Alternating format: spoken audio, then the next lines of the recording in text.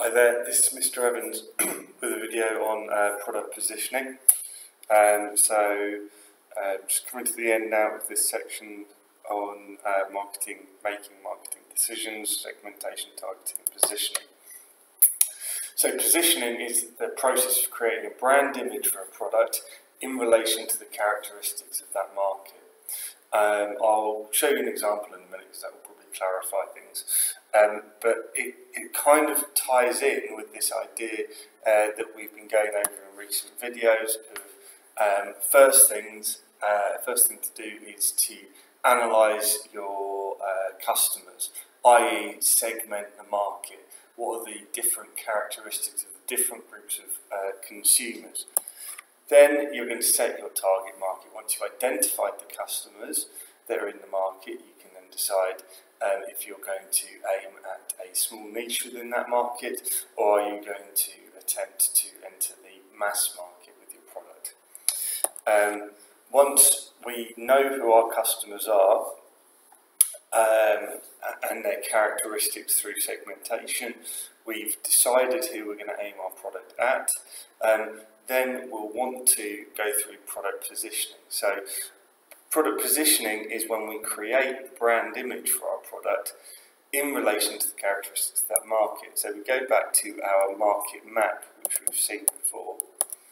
Okay, so in this market, it's clear that there are a number of competitors, but over here in the low price and healthy section of the market, there is potentially a gap in the market. And if we've identified a niche group of consumers, say students who are concerned about health, we might look at launching a business that would meet that need.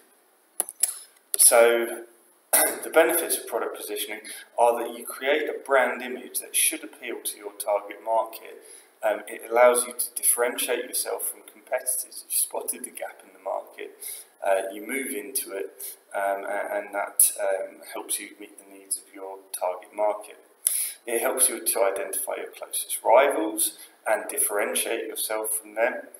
And if you produce your market map and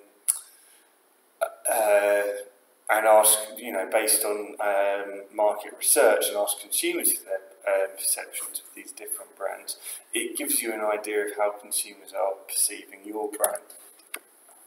The disadvantages of product positioning is that it can be difficult and expensive to create a brand image. You're going to require some marketing, and it's a skill that potentially, particularly in a small business, does the entrepreneur have that skill?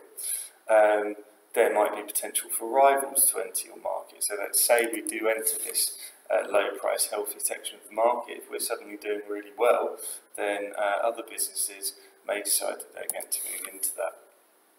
Finally, this is a huge simplification of a really complex and constantly moving external environment,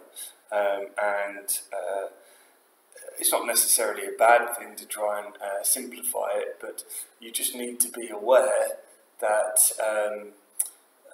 this is constantly moving, and your information is unlikely to be fully correct and fully reflect reality.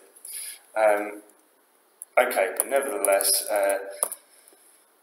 analyse your customers, segment the market, set your target market. Are you going for a niche versus a mass market? And then position your product so it enables you to meet the needs of that target